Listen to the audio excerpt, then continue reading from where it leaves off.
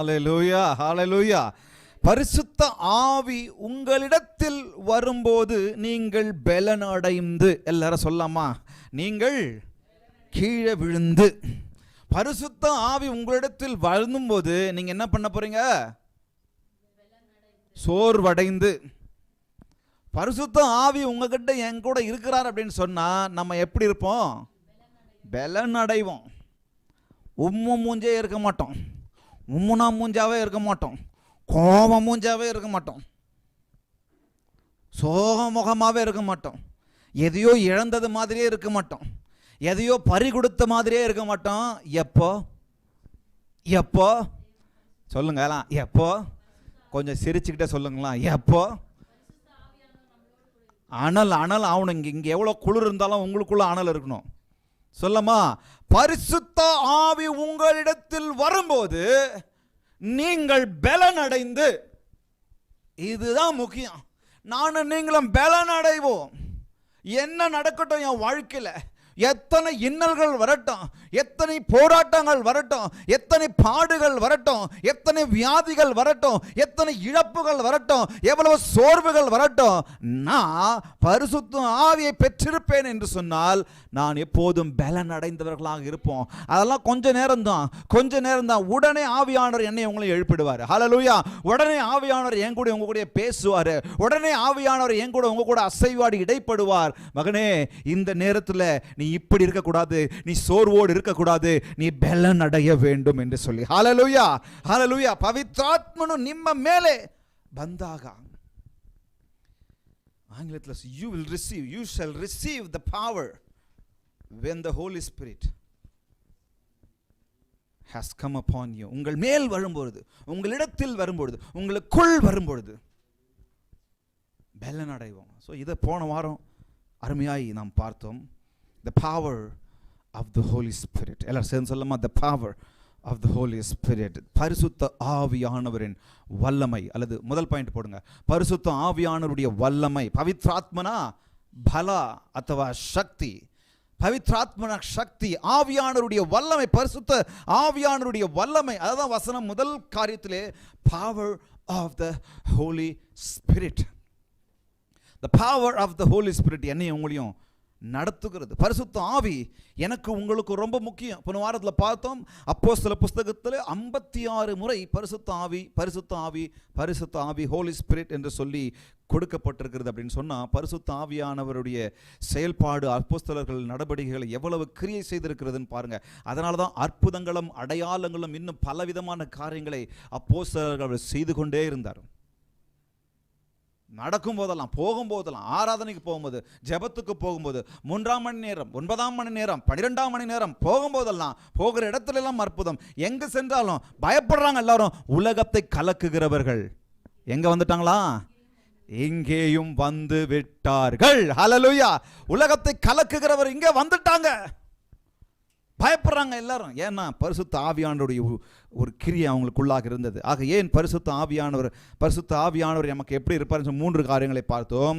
பரிசுத்த ஆவியானவர் to live a powerful life, not powerless life.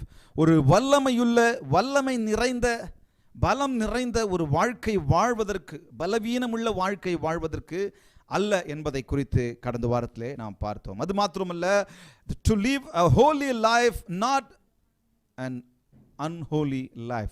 பரிசுத்தமான வாழ்க்கை வாழ்வதற்கு எனக்கும் உங்களுக்கும் பரிசுத்த ஆவியானவர் மிக மிக அவசியம் என்பதை பார்த்தோம். அது மாத்திரமல்ல, மூன்றாவதாக to live a bold life, தைரியமுள்ள வாழ்க்கை வாழ்வதற்கு, ஒரு பயமுள்ள, எப்போதும் பயந்து நடுங்குகிற ஒரு வாழ்க்கை வாழ்வதற்கு அல்ல. ஆக இது ரொம்ப ரொம்ப அவசியம். பரிசுத்த ஆவியானவரை எனக்கும் உங்களுக்கும் ஆண்டவரை எப்பொழுது நான் ஏற்றுக்கொண்டோமோ, எப்பொழுது ஏற்றுக்கொள்ளுகிறோமோ, இயேசுவே இரட்சகர் என்று இங்கே நாம் அறிக்கை செய்யும்போது பரலோகத்தில் அவர் அறிக்கை செய்கிறார். எத்தனை பேர்கள் ஏற்றுக்கொண்டார்களோ அத்தனை பேர்களும் என்னுடைய பிள்ளைகள் ஆகும்படிக்கு, ஹல்லேலூயா, அவர்களுக்கு அதிகாரம் கொடுத்தேன்னு சொன்னோடனே பரிசுத்த ஆவியானவரை எனக்கும் உங்களுக்கும் ஆண்டவர் கொடுப்பார். நானும் நீங்களும் கேட்டு அதை பெற்றுக்கொள்ள வேண்டும். ஹல்லேலூயா. சொல்றார், பொல்லாதவர்கள் ஆகிய நீங்களே உங்கள் பிள்ளைகளுக்கு நல்ல ஈவுகளை கொடுக்க அறிந்திருக்கும் போது பரமபிதாவாகிய நான் என்னிடத்தில் பரிசுத்த ஆவியை கேட்கிறவர்களுக்கு கொடுப்பாமல் இருப்பேனோ? ஆமாங்களா? அப்போ கேட்டு பெற்றுக்கொள்ளுங்க. பக்கத்தில் பார்த்து பெற்றுக்கொள்ளுங்க. மேல் அறையில் போய் என்ன பண்ணாங்க? அவங்க ஜெபம் பண்ணி 120 பேர் ஜெபம் பண்ணி அந்த பெந்தெகோஸ்தே நாளிலே பரிசுத்த ஆவியானவரை பெற்றுக்கொண்டார்கள். அப்போ நாம் பெற்றுக்கொள்ளணும், அதுக்கு முக்கியத்துவம் கொடுக்கணும். எவ்வளோ பேர் வீட்டுக்கு போய் பண்ணீங்கன்னு தெரியல, அல்லது இன்னும் என்னை ரினியூ பண்ணுங்கன்னு சொல்லி எவ்வளோ பேர் கேட்டீங்கன்னு தெரியல. பரிசுத்த ஆவியானவருடைய அனுபவம் எனக்கும் உங்களுக்கும் மிக அவசியம். எனக்கு உங்களும் கண்டித்து உணர்த்துவார் அவர். நான் போகிறேன், இயேசு சொல்கிறார், நான் போகிறேன், சரீர பிரகாரமாக நான் இருக்கிறேன், நான் போகிறேன், வேறொரு தேற்றரவாளனை நான் உங்களுக்கு அனுப்புவேன். அவர் எதுக்கு தெரியுமா? தேற்றரவாளன் மாத்திரம் கிடையாது, ஒவ்வொன்றையும் உங்களுக்கு நினைப்பூட்டுகிறவராயிருப்பார். சத்திய ஆவியாகிய வேறொரு தேற்றரவாளன். ஆக சத்தியத்தை உங்களுக்கும் எனக்கும் அவர் நினைவூட்டி கொண்டே இருப்பார். சரியது, தவறெது, தீமை எது, நல்லது எது, பாவம் எது, பரிசுத்தம் எது, எல்லாவற்றையும் எனக்கும் உங்களுக்கு சொல்லிக்கிட்டே இருப்பார். போகும் பாதையில் நீ இங்கே போய் இங்கே போகாத, இதை செய், இதை செய்யாத, கர்த்தர் எனக்கும் உங்களுக்கும் சொல்லிக்கிட்டே இருப்பார். ஆவியானவரை உள்ள போட்டு தூங்க வைக்கக்கூடாது. ஆவியானவரை கிரியை செய்ய உங்கள் வாழ்க்கையில் அனுமதி பண்ணுங்க. அவர் சொல்லும்போது அதை கேட்கறத பாருங்க. இல்லை நான் என் கால் பிரகாரம் தான் போவேன். கண் போன போக்கில் போகிறது, கால் போன போக்கில் போகிறது, மனம் போன போக்கில் போகிறது, மனுஷன் சொல்கிற பேச்சு போக்கில் போகிறது. ஆவியானவர் உள்ள சொல்லிக்கிட்டே இருப்பார். இல்லைப்பா, இது இல்லைப்பா, நான் சொல்கிறது இது இல்லை. அடம் பிடிச்சிக்கிட்டு உட்காரோம். நான் தான் செய்வேன், இதை தான் செய்வேன். ஆவியானவரா, நீங்கள் உள்ள ஒரு பக்கம் இருந்துக்கிட்டு போங்க. இப்படி வாய் திறந்து சொல்ல மாட்டோம், ஆனால் செயலில் காமிச்சிடுவோம். இங்கே தான் இருக்கிறீங்களா? கவனிக்கிறீங்களா? எவ்வளோ தடவை சொல்லியிருக்காரு. உள்ள எனக்கு உங்களுக்கும் ஆண்டவரையும் அறிந்தவர்களும் அறிந்தவர்களும் இதை சொல்கிறோம். ஆவியானவர் சொல்கிறாருன்னு. ஆண்டவர் அறியாதவர்கள் என்ன தெரியுமா சொல்லுவாங்க? மனசாட்சி கூத்துன்னு சொல்லுவாங்க. தப்பு செய்யும்போது, பாவம் செய்யும்போது. ஏன்? பழைய காலத்தில் ஒரு கவிஞர் எழுதினார், நல்லவர்க்கெல்லாம் சாட்சிகள் 2, 1 மனசாட்சி, தெய்வத்தின் சாட்சி. அந்த காலத்தில் கவிஞர் எங்கே பார்த்து எழுதுனாங்க? எங்கே தான் எழுதியிருப்பாங்க பார்த்து. மனசாட்சி உள்ளே சொல்லிகிட்டு இருக்கும். அது மனசாட்சி ஆவியானவர் தான் நமக்குள்ளே சொல்லிகிட்டே இருப்பார். செய்யாத, பண்ணாத, போகாத, பேசாத, பார்க்காத. ஆனால் நான் என்ன பண்ணுறேன்? ஆவியானவரை துக்கப்படுத்தாதீர்கள் என்று வேதம் சொல்லுகிறது. ஆவியை அவித்து போடாதிருங்கள் என்று சொல்லி வேதம் சொல்லுகிறது. ஆவியானவர் ரொம்ப முக்கியம். இன்றைக்கி ஆவியானவரெல்லாம் வேண்டாம். நான் புகழாக இருந்துக்கிட்டு அப்படியே ஜாலியாக போகலாம். ஆவியானவர் எதுக்குன்னு நான் சொன்னேன்? பரிசுத்தத்துக்கு. எந்த காலத்தில் நீங்கள் இருக்கிறீங்க? எந்த காலத்தில் இன்னும் பூமரா சுற்றிக்கிட்டு சொல்லிட்டு தெரிஞ்சிருக்கிறீங்க? பரிசுத்தத்தை பற்றி பேசினா நம்ம பூமர்னா தெரியாதா? நீங்கள் இன்னும் அப்டேட் ஆகலை. பாஸ்டர் பாருங்கள், நான் அப்டேட் ஆகிருக்கிறேன். அதான் அந்த பழைய காரியங்களே பேசிக்கிட்டு இருப்போம் பாருங்கள். அந்த காலத்துலலாம் நாங்கள் அப்படின்னு சொல்லுவோம் பாருங்கள். அவங்களுக்கு இன்றைக்கி ட்ரெண்டில் பூமர்னு வச்சுக்கிறாங்க. இப்போ வேறு எதனா வந்துக்குதா? ஜென்சி ஆட்கள் வேறு எதனா வச்சுருக்காங்களா? அந்த காலத்துலையும் இந்த காலத்துலையும் பரிசுத்தம் தான். அந்த காலத்தில் இந்த காலம் அம்மா தானே, அப்பா தானே. மாற்றிட்டாங்களா? அப்பா அம்மாவுக்கு பேரை மாற்றிட்டாங்களா? அப்பாவை அப்பா தானே கூப்பிட்றோம், அம்மாவை அம்மா தானே கூப்பிட்றோம். ஆனால் நம்ம அதை சொல்ல வந்தால் நம்ம பூமர். அப்போ பாருங்க எவ்வளோ உலகம் மோசமாக போய்கிட்டு இருக்கு. பரிசுத்தம்லாம் முக்கியம் கிடையாது, ஹோலி லைஃப்லாம் முக்கியம் கிடையாது. நான் ஒரு டேலண்ட் லைஃப் வாழ்ந்துக்கிட்டு நான் புகழ்ச்சியாக வாழ்ந்துக்கிட்டு இருந்தால் போதும். அப்படி தான் இன்றைக்கி உலகம் போயிட்டுருக்கு. அது இந்த உலகத்தான் பண்ணால் பரவாயில்லன்னு கூட சொல்லிக்கலாம். ஆனால் உள்ளுக்குள்ளே இருக்கிற ஆண்டவர் ஏற்றுக்கொண்டவனே பண்ணுறான்னு சொல்லும்போது எவ்வளோ வேதனையாக இருக்குது. அவங்களுக்கு சப்போர்ட் பண்ணிக்கிட்டு இந்த உலகம் தெரிஞ்சுக்கிட்டு இருந்தால் எவ்வளோ வேதனையாக இருக்குது. அப்போ மனுஷனுடைய கண்கள் பாருங்கள் எப்படி மூடப்பட்டிருக்கு. இன்றைக்கி அதை பற்றி தான் பேசுகிறேன். மனுஷனுடைய கண்கள் பாருங்கள் எவ்வளோ மோசமாக. மனக்கண்களை திறந்தருளும் ஆண்டவரே அப்படின்னு சொல்லி ஆண்டவரை அறியாதவர்களுக்கு நம்ம ஜெபம் பண்ணுறது ஒரு பக்கம் இருக்கு. இன்னைக்கு உள்ளுக்குள்ள இருக்கிற ரட்சிக்கப்பட்ட பாவிகளுக்கே மனம் திரும்ப சொல்ல வேண்டியதா இருக்குது. யாரு? ரட்சிக்கப்பட்ட பிறகு நீங்க நானும் பாவியா? என்ன இப்படி அடிச்சு பார்க்குறீங்க? ரட்சிக்கப்பட்ட பிறகு நீங்களும் நானும் பாவியா? இல்லை, என்னை நீதிமான் ஆக்கி இருக்கிறார் இல்லையா? அவர் ரத்தத்தினாலே என்னை அவர் என்ன பண்ணியிருக்காரு? ஆனால் திரும்ப நம்ம ரட்சிக்கப்பட்ட பாவிகளுக்கு ஜெபம் பண்ண வேண்டியதாக இருக்குது. ஏன்னா இன்னும் பாவத்திலேருந்து வெளியில் வரல. தன் பாவத்தை மறைக்கிறவன் வாழ்வடைய மாட்டான், அவைகளை அறிக்கை செய்து விட்டு விடுகிறவனோ தேவனுடைய இரக்கத்தை பெறுவான். தேவனுடைய இரக்கம்லாம் எனக்கு வேணப்பா, நான் வாழ்வடைய மாட்டான்னா வேறு விதத்தில் யோசிச்சுக்கிட்டு நான் நல்லா தானே வாழ்ந்துக்கிட்டு இருக்கிறேன். கார் இருக்குது, பங்களா இருக்குது, பெரிய புகழ் இருக்குது, ஜனங்க இருக்கிறாங்க, நான் செய்கிற தப்புக்கெல்லாம் துணையாக நிற்க அநேக ஆட்கள் இருக்கிறாங்க. வேணாம். பரிசுத்த ஆவியானவர் மிக மிக அவசியம். அவர் செயல்பாடு எனக்கு உங்களுக்கு மிக அவசியம். தைரியம், வார்த்தையை சொல்லும் போது தைரியம் வந்துடுச்சு பாருங்க. ஒரு நாள் பேதுரு பயந்தார். நான் அவன் இல்லை, நான் அவன் இல்லை, நான் அவன் இல்லைன்னு ஓடினவர் இன்னைக்கு ஆவியானவர் பெற்றுக்கொண்ட பிறகு ஜனங்களே, யூதர்களே அப்படின்னு நின்று ஒரே பிரசங்கம், தைரியமா பேசுறாரு. நீ தான் கொலை பண்ண அவரை அப்படின்னு சொல்லி தைரியமா பேசுறாரு. ஒரு நாள் கொலை பண்ணிடுவாங்களோ, என்னையும் அரெஸ்ட் பண்ணிடுவாங்களோ பயந்தவர் பரிசுத்த ஆவியானவர் பெற்ற பிறகு அந்த போல்டு லைஃப்பை வாழ்றாரு பாருங்க. அப்படியே ஒரு பிரசங்கத்தில் 3000 பேர் ரட்சிக்கப்பட்டாங்க. எப்படி? பரிசுத்த ஆவியானவர் அந்த தைரியத்தின் ஆவியை கொடுத்துருவார்.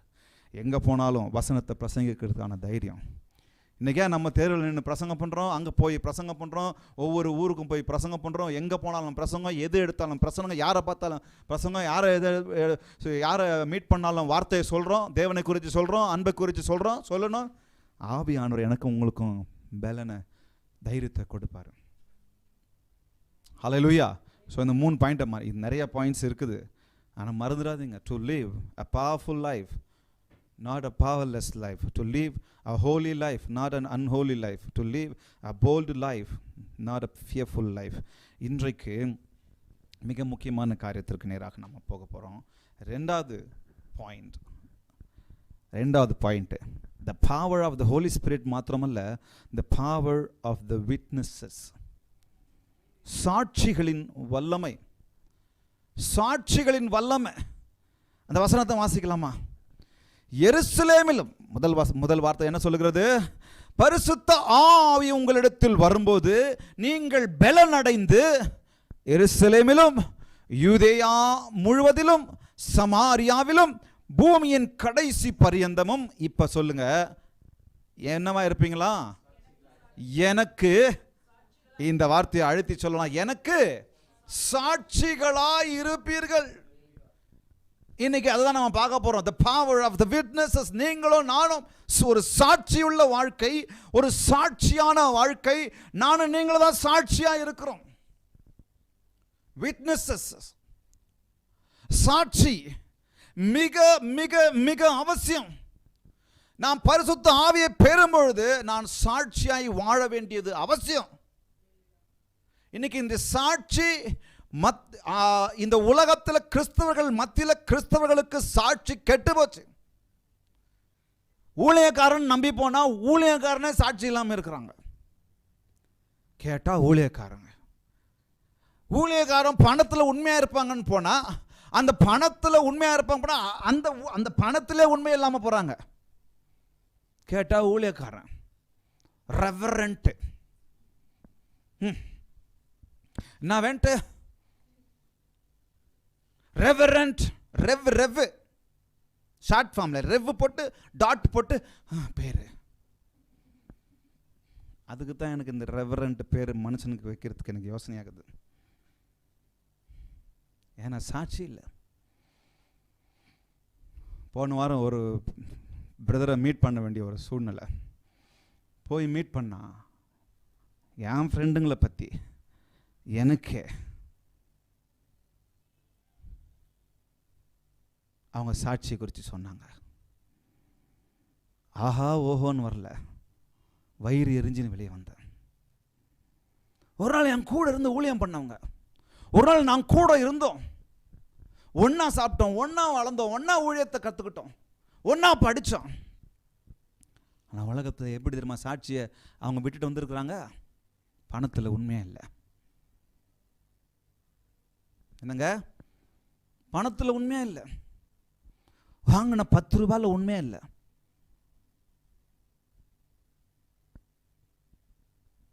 இப்போ சாட்சி எங்கே போச்சுப்பா?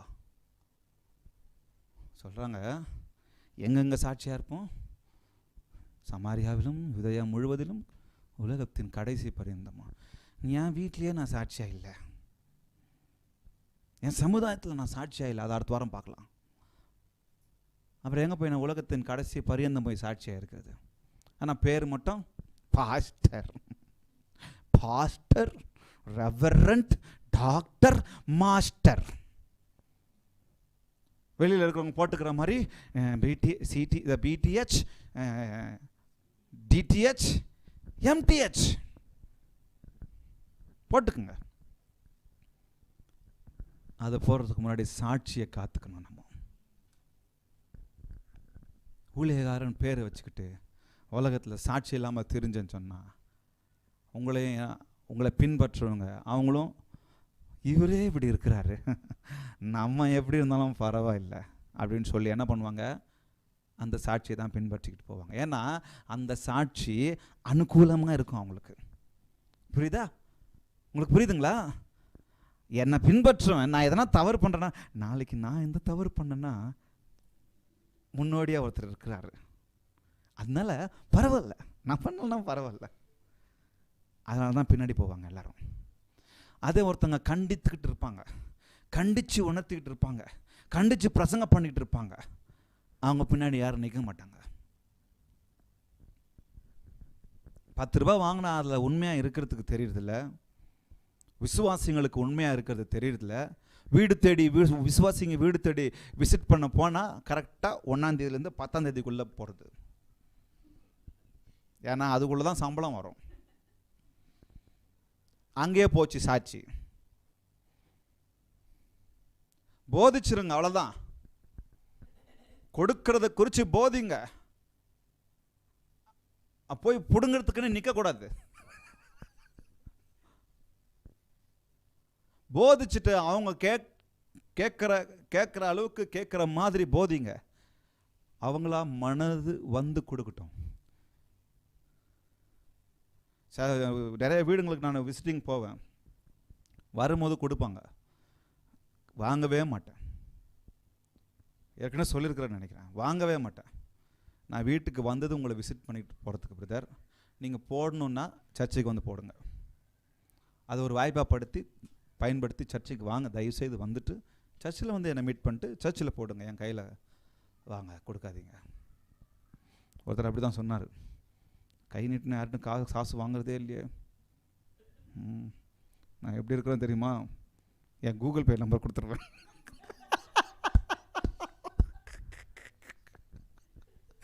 எப்படி இருக்கு பாருங்க. என்னங்க ஊழியக்காரங்க எந்த அளவுக்கு சாட்சி இல்லாதது நிமித்தமாக எவ்வளோ மோசமாக போய்கிட்டு இருக்குங்க. The power of the witness is such. அந்த சாட்சியாக நான் வாழ்வதில் ஒரு பெரிய சக்தி இருக்குது, ஒரு பெரிய வல்லமை இருக்குது, ஒரு பெரிய வல்லமை அடங்கியிருக்கு, ஒரு பெரிய மகத்துவம் அடங்கியிருக்கு. நமது சாட்சி பேச வேண்டும், நல்ல விதத்தில் நம்முடைய சாட்சி பேசப்பட வேண்டும். நம்முடைய சாட்சி ஒரு பெரிய மாற்றத்தை இந்த உலகத்திலே, சமுதாயத்திலே, என் குடும்பத்திலே கொடுக்க வேண்டும். அந்த சாட்சிக்கு வல்லமை இருக்கு, அந்த சாட்சிக்கு சக்தி இருக்கு, அந்த சாட்சிக்கு ஒரு பவர் இருக்குதுங்க. நான் சாட்சியா வாழல அப்படின்னு சொன்னா என்னங்க அப்புறம் ஆண்டவர் பிள்ளை? என்னங்க ஆண்டவருடைய சமூகத்தில் நான் வாரம் சர்ச்சுக்கு போறேன், வாரம் போய் பாட்டு பாடுறேன், என்ன அர்த்தம்? நான் சாட்சியா வாழாததுனால பாராம்பாரு பைபிளை தூக்கிட்டுன்னு சொல்ல மாட்டாங்களா பின்னாடி? நான் உண்மையா வாழ்ந்து சொன்னா பரவாயில்ல, என் நிமித்தம் பாடுகள் அனுபவிப்பீர்கள் பாக்கியவான்கள், பரவாயில்ல. நான் உண்மையா வாழாதப்போ உள்ள குத்த வேண்டாம் எனக்கு. சாட்சியை வாழ்ந்திருக்கிறாங்களே, நீங்க பழைய ஏற்பாட்டிலிருந்து புதிய ஏற்பாடு வரைக்கும் நீங்க வாசிங்க, விசுவாசத்தில் சாட்சியாய் வாழ்ந்திருக்கிறாங்களே எவ்வளவு பேர் உங்க கண்ணுக்கு முன்னாடி வராங்க. இப்ப பரிசுத்தல சாட்சியாய் வாழ்ந்திருக்கிறாங்களே, தங்கள் வியாதியின் நேரத்தில் சாட்சியாய் வாழ்ந்திருக்கிறாங்களே, கர்த்தருக்கு பயப்படுகிற பயத்தில் சாட்சியாய் வாழ்ந்திருக்கிறாங்களே, ஆண்டவருக்காக வைராக்கியமாய் வாழ்றதுல சாட்சியாய் வாழ்ந்திருக்கிறார்களே, ஆண்டவர் வார்த்தைக்கு எப்படி பயப்படணும் அப்படின்ற அந்த கீழ்ப்படிதலை சாட்சியாய் வாழ்ந்திருக்கிறாங்களே, தங்கள் அர்ப்பணித்த அந்த அர்ப்பணிப்பில் சாட்சியாய் வாழ்ந்திருக்கிறாங்களே, சரணடைவதில் சாட்சியாய் வாழ்ந்திருக்கிறாங்களே, ஊழியம் செய்கிற காரியத்தை சாட்சியாய் வாழ்ந்திருக்கிறாங்களே, கொடுக்கிறதுல சாட்சியாய் வாழ்ந்திருக்கிறாங்களே, ஏழைகளை விசாரிப்பதில் சாட்சியாய் வாழ்ந்திருக்கிறாங்களே, ஒருத்தர் தாங்குற, ஒருத்தர் பொறுத்து கொள்கிற, ஒருத்தர் புத்தி சொல்லுகிற, ஒருத்தருக்கு ஒருத்தர் நன்மை செய்வதில் சாட்சியாய் வாழ்ந்திருக்கிறாங்களே. நான் சொல்லிக்கிட்டே போலாம். ஆக சாட்சிக்கு ஒரு வல்லமை இருக்குங்க. சொல்லமா, பவர் ஆஃப் தி விட்னஸஸ். சாட்சிக்கு ஒரு வல்லமை இருக்கு. நான் போய் சொல்லலைனாலும், சொல்லக்கூடாதுன்னு சொல்ல, அடுத்த வாரம் அதை பற்றி பேசலாம். நான் போய் சொல்லலைனாலும் நான் சாட்சியாக வாழ்ந்துட்டாலே போதும், அநேகர் ஆண்டவருக்குள்ளே வந்துடுவாங்க. இவர்கள் வணங்குகிற தேவன் ஜீவன் உள்ளவர் மாத்திரமல்ல, உண்மை உள்ளவர்னு சொல்லி ஒரு குறிப்பிட்ட பெயர் சொல்ல எனக்கு விருப்பம் இல்லை. அந்த காலத்தில் நடந்தது. ஒரு குறிப்பிட்ட ஒரு நபர் திடீர்னு அவருடைய ஒரு குறிப்பிட்ட மதத்திலிருந்து மாறி இன்னொரு மதத்திற்கு நேராக கன்வெர்ட் ஆகி போயிட்டார். ஒரு இன்ஃப்ளூயன்ஷன் பர்சன், அவர் பெரிய இன்ஃப்ளூயன்ஷன் பர்சன். அவர் மாறிட்டார். அவர் கூட கிட்டத்தட்ட 1,00,000 பேர் மாறி போயிருக்கிறாங்க. என்ன சொல்றாங்க தெரியுமா? இந்த கிறிஸ்துவ மதத்தை அட்மையர் பண்ணி பார்த்தாரு. ஆனால் அவர் சொல்றாரு, நான் கிறிஸ்துவை விட கிறிஸ்துவர்கள் செய்ததை, பார்த்ததை, அவர்கள் அறிவிக்கக்கூடிய காரியங்களை செஞ்சதை பார்த்ததுனால எனக்குள்ளாக கிறிஸ்துவுக்குள் போகிறதுக்கு மனசு வரல. அவரோடு கூட கிட்டத்தட்ட 1,00,000 பேர் போயிட்டாங்களாம். நீங்கள் சரித்திரத்தை படிச்சிருந்தீங்கன்னா உங்களுக்கு தெரியும். உண்மை சம்பவம்.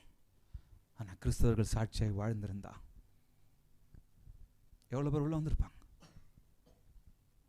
ஏன் இன்னைக்கு வெளியே இருக்கிறோம் சொல்கிறான் நம்மளை பார்த்து, கிறிஸ்துவை பின்பற்றுங்கள், கிறிஸ்தவர்களை பின்பற்றாதீர்கள் சொல்லி நாளைக்கு சொல்லணும். கிறிஸ்துவையும் பின்பற்றுங்கள், கிறிஸ்தவர்களையும் பின்பற்றுங்கள். ஏன்னா சாட்சி நமக்கு நாரி கிடக்கு. எனக்கு பழைய ஒரு பாட்டு ரொம்ப இஷ்டம். நீங்கள் கேட்டிருப்பீங்க. அழகாய் நிற்கும் யார் இவர்கள், திரளாய் நிற்கும் யார் இவர்கள், சேனை தலைவராம் இயேசுவின் போர்த்தளத்தில் அழகாய் நிற்கும் யார் இவர்கள். போனவருக்கு அங்கே ஒரு பாட்டு, அதை கற்பனை பண்ணி இந்த பக்தன் அழகாக எழுதியிருக்கார் பாருங்க. 1 தாலந்தோ 2 தாலந்தோ 5 தாலந்தோ உபயோகித்தோர். அங்கே நின்றுட்டு இருக்கும்போது அப்படி பாடுறது, ஆண்டவர்கிட்ட நின்றுட்டு இருக்கும்போது இவங்களாம் உபயோகித்தாங்க. சாட்சி காத்துக்கிட்டு இருந்தாங்க பாருங்க. சிறிதானதோ பெரிதானதோ பெற்ற பணி செய்து முடித்தோர் அழகாய் நிற்கும் யார் இவர்கள், திரளாய் நிற்கும் யார் இவர்கள், சேனை தலைவராம் இயேசுவின் போர்த்தளத்தில் அழகாய் நிற்கும் யார் இவர்கள். இப்ப கவனிங்க. காடு மேடு கடந்து சென்று கர்த்தர் அன்பை பகிர்ந்தவர்கள், உயர்வினிலும் தாழ்வினிலும் ஊக்கமாக ஜெபித்தவர்கள், அழகாய் நிற்கும் யார் இவர்கள். சாட்சியாய் திரளாய் நிற்கும் யார் இவர்கள், சேனை தலைவராம் இயேசுவின் போர்க்களத்தில் அழகாய் நிற்கும் யார் இவர்கள், தனிமையிலும் வறுமையிலும் லாசரு போன்று நின்றவர்கள், யாசித்தாலும் போஷித்தாலும் விசுவாசத்தை காத்தவர்கள், அழகாய் நிற்கும். கரங்களை தட்டி பாடலாமா? ஹல்லேலூயா. திரளாய் நிற்கும் சேனை தலைவராம் இயேசுவின் அழகாய் நிற்கும் யார் இவர்கள். எல்லா ஜாதியார் எல்லா ஜாதியார், எல்லா கோத்திரம், எல்லா மொழியும் பேசும் மக்களாம், சிலுவையின் கீழ் இயேசு ரத்தத்தால் சீர் போராட்டம் செய்து முடித்தோர் அழகாய் நிற்கும் யார் இவர்கள், திரளாய் நிற்கும் யார் இவர்கள், சேனை தலைவராம் இயேசுவின் போர் தளத்தில் அழகாய் நிற்கும் யார் இவர்கள். கரங்களை தட்டலாமா? ஹல்லேலூயா. எவ்வளவு அழகா இருக்கு பாருங்க இந்த பாட்டு. இந்த மாதிரி நம்ம பார்த்து அங்க பாட முடியுமா? அப்படி நம்ம வாழணும். அப்படி நம்ம வாழும்போது கர்த்தர் எவ்வளவு சந்தோஷப்படுவார் பாருங்க. எனக்கு அவர் எப்படி சொல்லியிருக்காரு பாருங்க. யாருக்கு சாட்சியா இருப்போமா? எனக்கு. லூக்கா எழுதும் போது எப்படி எழுதியிருப்பாரு? ஆவியானவர் அவங்கள்ட்ட இருந்து ஆண்டவர் சொல்லும் போது அந்த லூக்கா எழுதும் போது எனக்கு சாட்சியா இருந்திருப்பா. எங்கெங்க? என் குடும்பத்தில், என் சமுதாயத்தில், உலகத்தின் கடைசி பரிந்தமும் எனக்கு சாட்சி. அப்ப அவருக்கு சாட்சியாய், அவர் சாட்சியாய், இது மிக அவசியம். ஆக பாருங்க, எருசலேம் என்று சொல்லும் பொழுது நான் உங்களுக்கு சொல்லியிருக்கிறேன், மீண்டுமா சொல்கிறேன். எருசலேம் என்று சொல்லும்போது அதை எதை மீன் பண்ணோம் அப்படின்னு சொன்னால், நம்முடைய வீடு, நம்ம சுற்றுச்சூழல். யூதேயா முழுவதும் என்று சொல்லும் பொழுது நம்முடைய வட்டாரம் அல்லது நம்முடைய சமுதாயத்தை சுற்றியும் சொல்லலாம். சமாரியா என்று சொல்லும் பொழுது நம்முடைய அவுட்டர் வேர்ல்டு, அதாவது இந்த பெங்களூர், அப்படி முழுவதுமாய் சுற்றி பூமியின் கடைசி பரிந்துன்னு சொல்லும்போது குளோபலி உங்களுக்கு அது தெளிவாய் புரிகிறது. அப்போ நானும் நீங்களும் அப்படி ஒரு சாட்சியுள்ள ஒரு வாழ்க்கை வாழ வேண்டியது மிக மிக அவசியமாக இருக்கிறது. சாட்சியில் நமக்கு தைரியம் இல்லாமல் சில சமயத்தில் போகும்போது நம்ம கவனிக்கணும். கர்த்தர் ஆவியானவர், அதனால தான் முதல்ல ஆண்டவர் கொடுக்குறாரு, பரிசுத்த ஆவியானவர் உங்களிடத்தில் வரும்போது நீங்கள் சாட்சியாக வாழ முடியுங்க. சாட்சியாக வாழ முடியும். வாழ முடியாதுன்னு ஒன்றும் இல்லை. செய்ய முடியாததை கர்த்தர் எனக்கு உங்களுக்கும் செய்ய சொல்ல மாட்டார். சாட்சியாக நான் வாழ முடியும். ஒருத்தர் வாழ்ந்து காட்டிட்டார். பரிசுத்தமாய் நான் வாழ முடியும். ஒருத்தர் வாழ்ந்து காட்டிட்டு போனார். அந்த மாதம் தான் இன்னைக்கு கொண்டாடிட்டு இருக்கிறோம். ஒருத்தர் வாழ்ந்து வந்து இங்கே என்ன போல நம்ம போல இருந்து வளர்ந்து எல்லா பசியையும் வறுமையையும் எல்லா இமோஷனலையும் உணர்ந்து அவர் போயிருக்கிறார். ஜெயிச்சுட்டு போனார். நானும் அப்படி இருந்துட்டு போக முடியும். Okay, living as a witness முதலாவது காரியம். ரெண்டாவது பாயிண்ட்ல முதலாவது காரியம் லிவிங் ஆஸ் அ விட்னஸ். ஒரு சாட்சியாக வாழ்வது மிக மிக அவசியம். In the original language, the word is called witnesses. கிரீக்கில் இந்த சாட்சிக்கு என்ன வார்த்தை சொல்லிட்டாங்க? உங்களுக்கு ஒரே ஆச்சரியமாக, எனக்கு ஒரே ஆச்சரியமாச்சு இதை படிக்கும்போது. சாட்சியாய் இருப்பது அப்படின்னு சொல்லி இந்த வார்த்தைக்கு ஒரிஜினல் லாங்குவேஜ் கிரீக்கில் என்ன தெரியாம போட்டிருக்கு? சாட்சியாய் இருப்பது அப்படின்னு சொன்னா ஏற்றுக்க முடியாது. நான் அந்த வார்த்தையை சொன்னான். சாட்சியாக இருப்பதற்கான அந்த வேர்டுக்கான ஒரு வார்த்தை மார்ட்டியர்ஸ் அப்படின்னு சொல்லுவாங்க. இரத்த சாட்சி. எப்படியா? இரத்த சாட்சியாய். இரத்த சாட்சி. இன்னைக்கு எத்தனை பேரை கொலை பண்ணியிருக்கிறாங்க ஆண்டவருக்காக, ஆண்டவர் பேரை சொல்லி. ஏன் இந்த 12 அப்போஸ்தலர்களும் எப்படி இறந்தாங்க? எவ்வளோ கொடூரங்களை, எவ்வளோ கொடுமையை அனுபவிச்சுட்டு இறந்தாங்க. எல்லாருமே இரத்த சாட்சியாக மறிச்சாங்கல்ல. அப்ப நல்லா கவனிங்க. சாட்சியாய் வாழ்வது கடினம்தான், ஆனால் வாழ முடியும் தான். அதை வாழ்ந்து காமிச்சிருக்கிறாங்க. கடைசி வரைக்கும் தங்களை விட்டு கொடுக்கல. நான் மறித்தாலும் என்னை எரித்தாலும், சில பேரை தலைகீழ சிலுவையில் அறைஞ்சாங்க. அப்படியே எண்ணெயில் சாகடிச்சாங்க அப்போஸ்தலர்களை. யோவான் ஸ்நானகன் மாத்திரம்தான் பத்மு தீவில் கடைசி வரைக்கும் அந்த அறையில் அங்கேயே அதில் இருந்தாருன்னு நான் நினைக்கிறேன். கடைசியில் அங்கேருந்து இறந்தார். ஏன்னா அவர் நிறைய புக்ஸுங்களை எழுதியிருக்கிறாரு.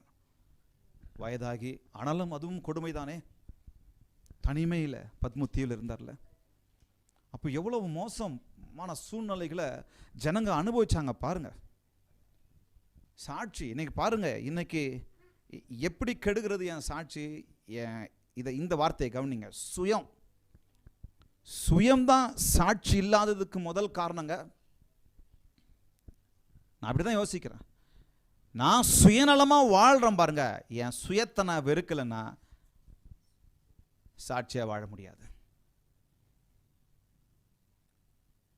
எவ்வளோ மோசத்திலும் மோசமா கர்த்தரை டேக் இட் ஃபார் கிராண்டடா, தேவனை, ஊழியத்தை, இயேசுவை வேணாம் அப்படின்னு சொல்லி ஒரு நொடியில் ஒரு மனுஷனுக்காக விடுறாங்க.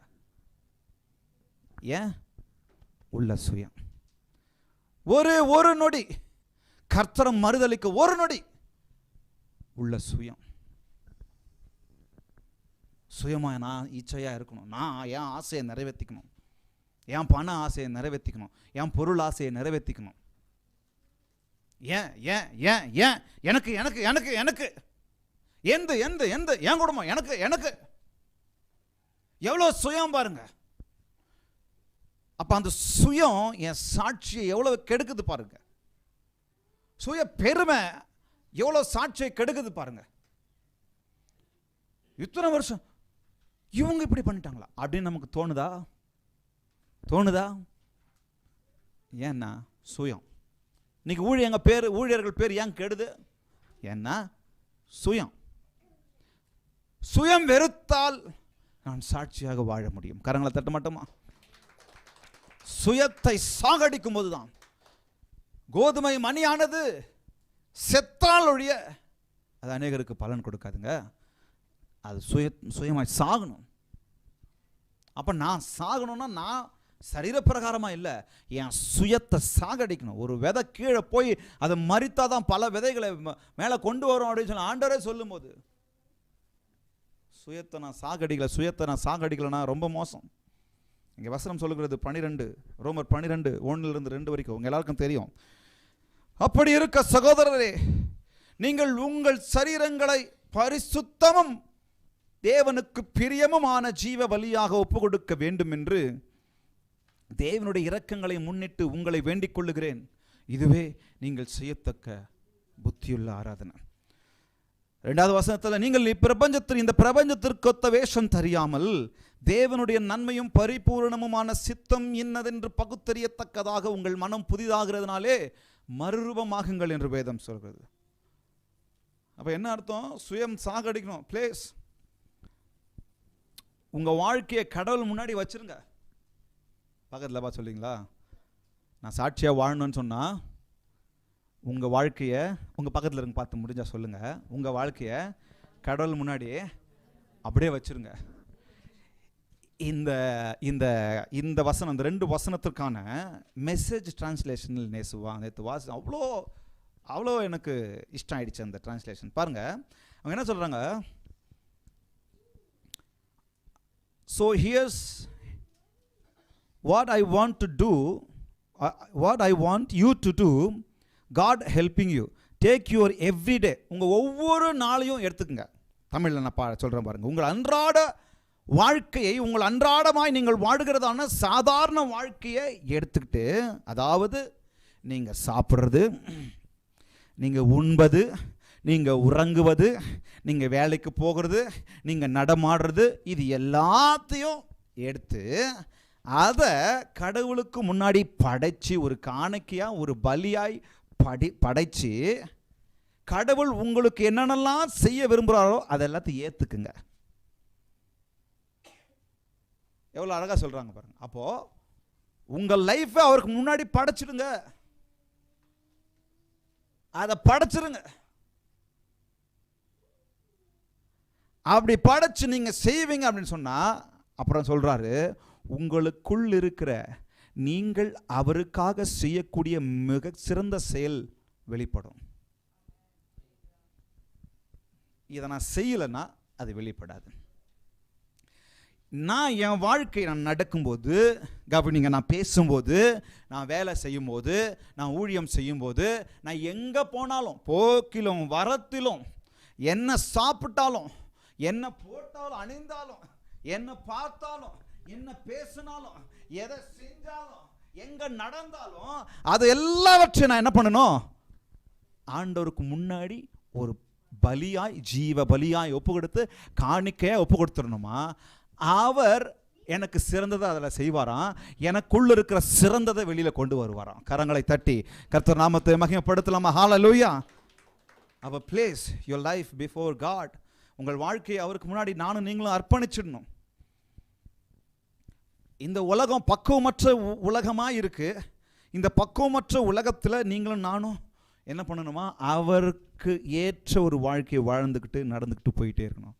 சொல்லாமா, லிவிங் ஆஸ் அ விட்னஸ். ஒரு சாட்சியாக வாழ்கிறது மிக மிக அவசியம்.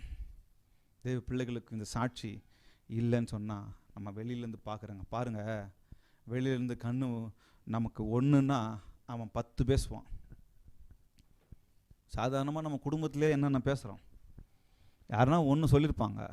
நம்ம கண்ணு காதெல்லாம் வைக்கிறதில்ல, வைக்கிறோமா இல்லையா? இப்போ வெளியில் இருக்கிறவன் என்ன பண்ணுவான்? கிறிஸ்துவர்களை குறித்து ஆண்டவர் பாருங்க, சும்மா இல்லாமல் என்னை உங்களையும் தூக்கி எங்கே தூக்கி வச்சிட்டாரு? மலை மேலே இருக்கிற பட்டணம்னு சொல்லிட்டார். பார்க்குறவெல்லாம் நம்மளை இப்படி தான் பார்க்குறான். மலை மேலே இருக்கிற நான் என்ன செஞ்சாலும் அவன் எல்லாருக்கும் தெரியுதுடா சாமி, உலகத்துக்கு உப்பாக வச்சிருக்கிறேன்னு சொல்லி அதை வேற சொல்லிட்டாரு. நான் சாரமற்று போகக்கூடாது, சாரமற்று போனால் வெளியில் கொட்டப்படுவதற்கும் மனிதரால் மிதிக்கப்படுவதற்கும் தானே மரத்தண்டை மேலே தூக்கி வச்சு விளக்காக இருக்கிறார். நான் எல்லாருக்கும் வெளிச்சம் கொடுத்தே ஆகணும்.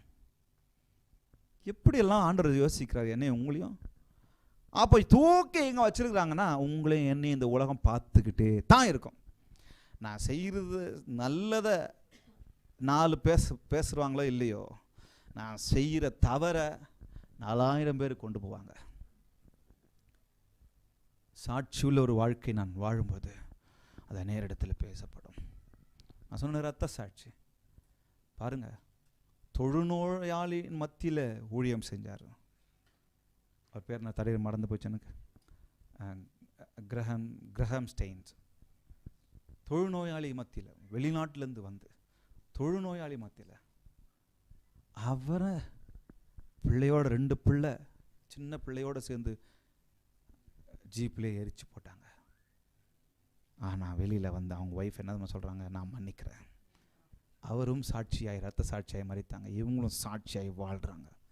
ரத்த சாட்சியாய் மறிப்பதும் ரத்த சாட்சியாய் வாழ்வதும் மிக அவசியம். அதுக்குன்னு போய் ரத்த சாட்சியாக மறிக்கணும் அப்படின்னு சொல்லி போய் நீங்களாக போய் மாட்டிக்கிட்டு போட்டு தரல என்ன நான் ரத்த சாட்சியாக மறிப்பேன் அப்படி அதை சொல்லலைங்க. நான் அதை சொல்ல வரல. சூழ்நிலை வரும்பொழுது அது நடக்கட்டும். சிலர் இப்போ அதுக்கே ட்ரைனிங் கொடுக்குறாங்க தெரியுமா உங்களுக்கு? வாடா ரத்த சாட்சியாக மறிக்கணும், வாடா வா நான் ட்ரைனிங் கொடுக்குறேன். அது அவர் தீர்மானங்க. நான் ரத்த சாட்சியாக மறிப்பதும் அல்லது சாதாரணமாய் மறிப்பதும் அல்லது வயதாகி மறிப்பதும் அல்லது வியாதி வந்து மறிப்பதும் அது அவருடைய தீர்மானம். நானா போய் ஒருத்தர் அப்படிதான் முதல்ல மேலே நடக்கிறேன், வா சொல்லியிருக்கேன் ஏற்கனவே, முதல்ல மேலே நடக்கிறேன், வாங்க எல்லாரும் வாங்க, ஆண்டவர் என்னை உயிரோட காப்பாற்ற போறாரு, முதல்ல மேலே நடக்கிறேன். நடந்தாரு, அது அவரை நடத்திருச்சு. அது சாட்சியா?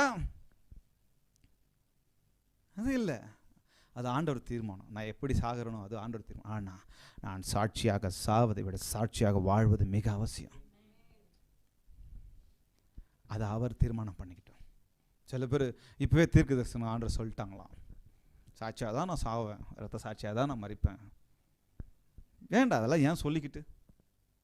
அதை உங்களுக்குள்ள கடவுளுக்குள்ளே வச்சுக்கோங்க. கரெக்டா? நீ இதெல்லாம் சொல்கிறிய பாஸ்டர். சரி, ரெண்டாவது காரியத்தில் ரெண்டாவதாக ஷேரிங் ஆஸ் அ விட்னஸ்.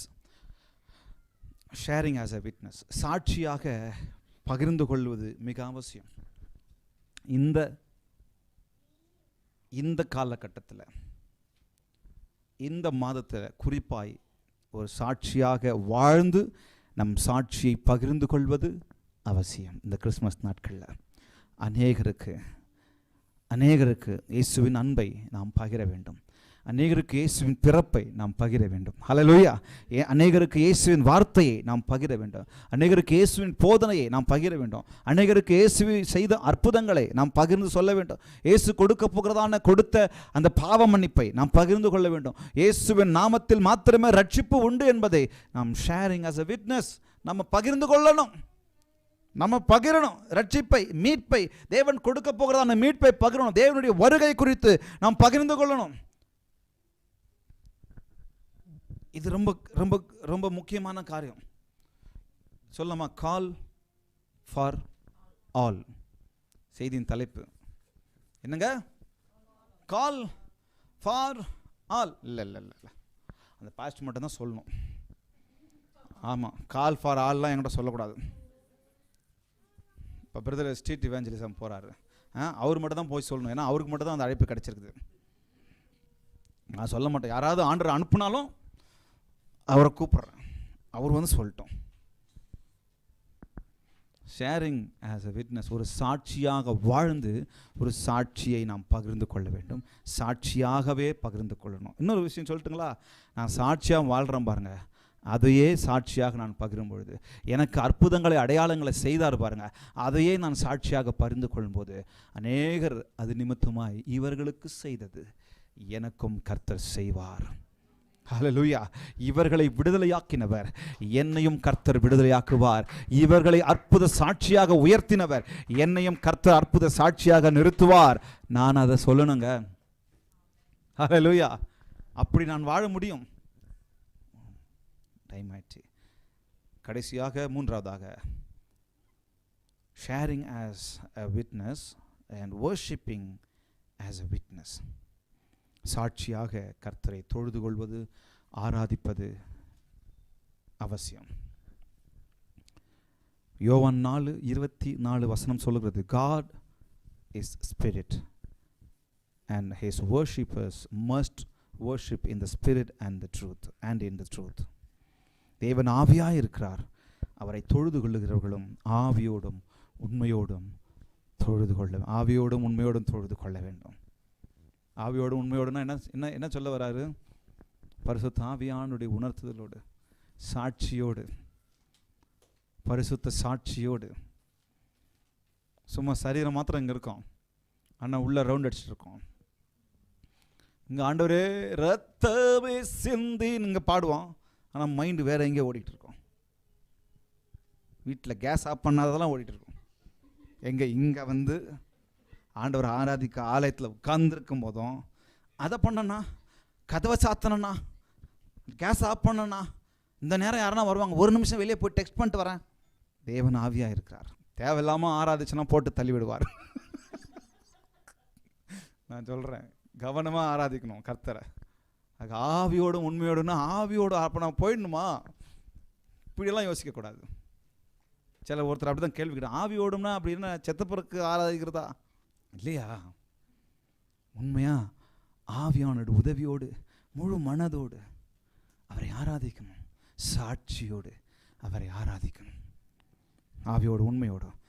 1 கொரிந்தியர் 3:17 சொல்லுகிறது, ஒருவன் தேவனுடைய ஆலயத்தை கெடுத்தால் என்னங்க, அவனை தேவன் கெடுப்பார். தேவனுடைய ஆலயம் பரிசுத்தமாக இருக்கிறது.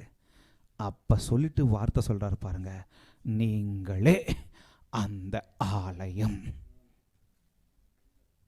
அப்போது நான் வர்ஷிப் பண்ணுறேன் அப்படின்னு சொன்னால் பக்கத்தில் பார்த்து சொல்லுங்க, சிஸ்டர், பிரதர், நீங்கள் பாட்டு பாடுறீங்களா, ஆராதிக்கிறீங்களா, மியூசிக் வாசிக்கிறீங்களா, ஊழியம் பண்ணுறீங்களா, கர்த்தர் இங்கே வந்து ஆராதிக்கிறீங்களா, ஜீவ பலியாய் உங்களையே ஒப்பு கொடுத்து ஒவ்வொரு நாளும் பேசும்போதும் பாடும்போதும் நடக்கும்போதும் பார்க்கும்போதும் கேட்கும்போதும் எல்லா சமயத்திலையும் உங்களையே ஒப்பு கொடுத்துட்டு பண்ணுறீங்க பாருங்க, இது அவசியம். நீங்களே அந்த ஆலயம். ஆக worshiping as விட்னஸ், சாட்சியாக நாம் ஆராதிப்பது மிக அவசியம். இதுதான் ஆவியோடு உண்மையோடு ஆராதிப்பதற்கான ஒரு சின்ன டெஃபினிஷன். சாட்சி இல்லாமல் நான் ஆராதிப்பேன் என்று சொன்னார். யோசிச்சு பார்த்துக்குங்க. பாட்டு நல்லாயிருக்கும். போன வாரம் நான் செகண்ட் சர்வீஸில் வந்துச்சா ஃபர்ஸ்ட் சர்வீஸில் வந்துச்சான்னு தெரியல. போன வாரம் பாட்டு நல்லாயிருக்கும், ரொம்ப அருமையாக இருக்கும். பாட்டு மியூசிக் நல்லா இருக்கும். அப்படியே இந்த இடத்துல அப்படியே ஒரு பெரிய ஒரு மாற்றம் உண்டாகும்.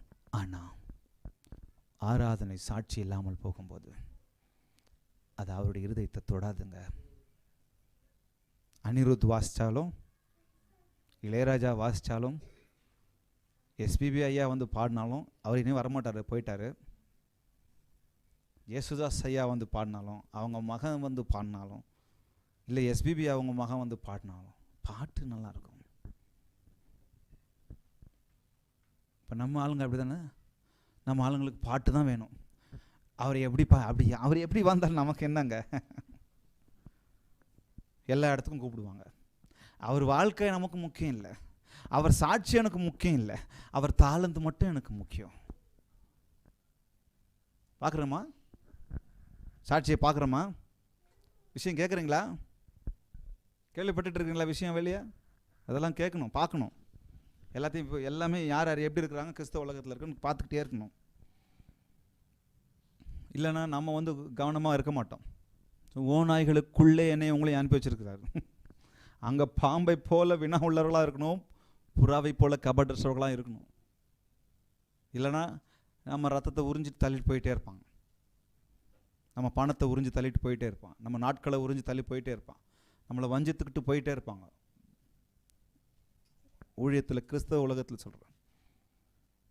ஸோ அதனால் ரொம்ப கவனம். வர்ஷிப்பிங் ஆஸ் அ விட்னஸ் மிக அவசியம். தேவன் ஆவியாக இருக்கிறார்னா நாம் ஆவியோடு உண்மையோடும் ஒரே வார்த்தை சாட்சியோடு அவரை ஆராதிக்கணும். பரிசுத்த உள்ளத்தோடு அவரை ஆராதிக்கணும்.